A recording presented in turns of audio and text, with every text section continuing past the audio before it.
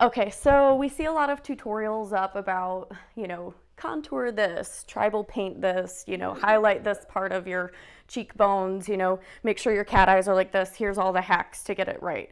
But no one ever really talks about like, okay, what do we do before?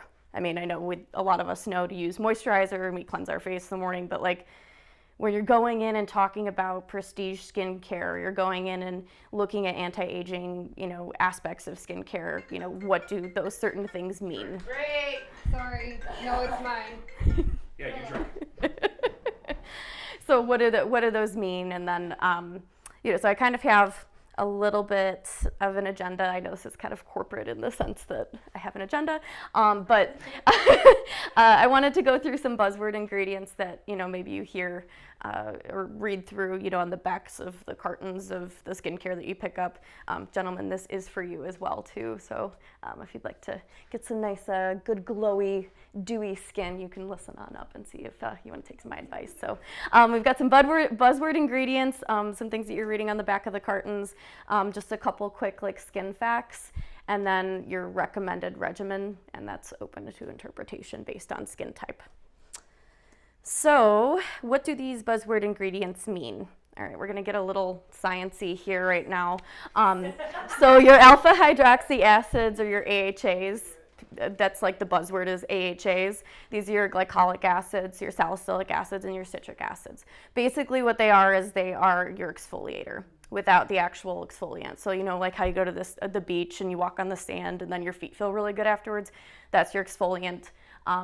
Alpha hydroxy acids do it without the actual physical exfoliation. It's more like a peel, like a wipe away of all the dead skin cells.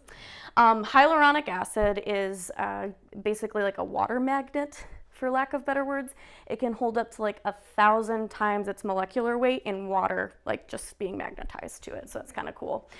But this is their main ingredient in most moisturizers for good reason. I would actually recommend to use this as a serum with a low molecular weight. This is because as we know, our skin's meant to protect ourselves, right? We've got 3 layers and we have to penetrate all those layers in order to, get the right ingredients into our skin to repair it, right?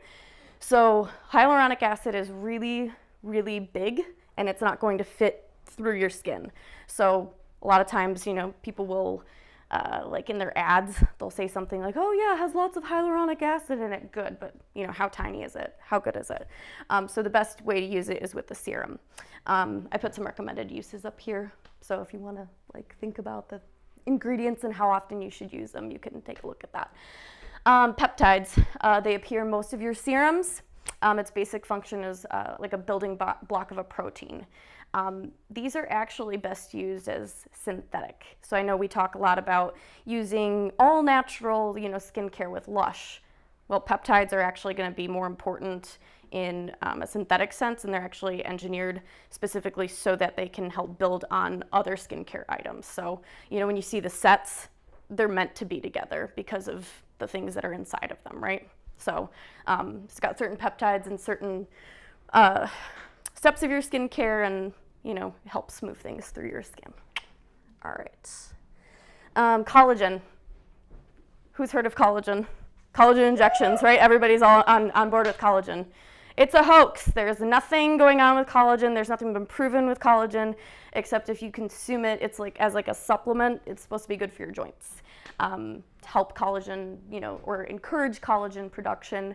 That's best done inside the body versus, placing it on your skin or getting it, injected.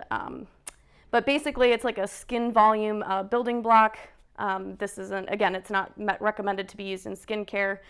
So it's kind of my plug on collagen. Don't buy into it.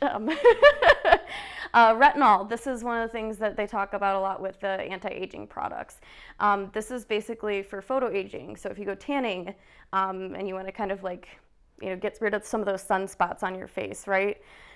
This will help with it, but keep in mind that sunspots get bigger before they get smaller because they are larger sitting under the skin and then they shrink as your skin layers come, more to the front. So, all right, always use it with sunscreen and never before waxing because it does make your skin really, really sensitive. Its recommended use is 1 time a day, preferably before nighttime, so that you're not putting sunscreen on and basically negating it during the day. The very last one is the magic ingredient.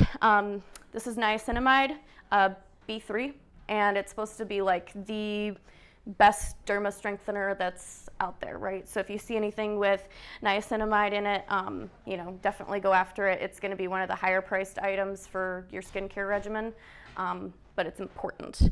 The best use is to do after an AHA product because, again, we've taken away like all those nasty skin cells. Shit. We go, I'll pass those skin cells and then you want to rebuild it, right? So recommended use is 1 time a day. All right. Some quick skin facts. It takes 28 days.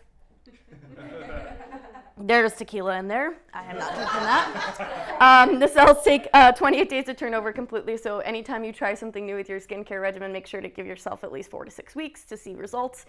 You have 19 million cells per square inch, and you have over 1,000 species of bacteria on your skin. Kind of cool. Your acne is not caused by dirt or diet. It's actually caused by overproduction of oil in your skin. So it's basically clogging your pores. And you also have 6 types of sensory receptors in your skin. So you can see like some of the little cool things in there in that graphic. Last but not least, the how-to. So I kind of went through a little bit of the buzzwords. Do you have my other drink? No tequila. No more tequila. That was really nasty. So if you're not doing these things already and you'd like to try them out, again, give yourself 4 to 6 weeks in order to actually see the difference. But in the morning time, you're going to want to cleanse, tone, optional serum, then moisturize. Obviously, always protect. So if you have a moisturizer with an SPF in it, always recommended. If you have acne, use the cleanser that has a salicylic or glycolic acid in it, because that's going to help, reduce the oil clogging that we see a lot. But always recommend a Clarisonic because it does actually get further into the skin. Nighttime, we want a gentle cleanser, so a milk cleanser or a special cleansing gel by Dermalogica would work just fine. Toning restores your pH. Your serum with the niacinamide in it, yes, we like that stuff. And then your moisturizer, typically with a heavy hyaluronic acid. Last little bit of information is just weekly. You want to make sure you're exfoliating. You could do peels with your AHAs, like at the heavier concentration, masks, but never, ever, ever use that apricot scrub that we all like so much. Yeah, don't use that on your face. It's technically not good for your skin to actually do that. So, and then the last thing is facials, maybe a few times a year. But other than that, happy cleansing.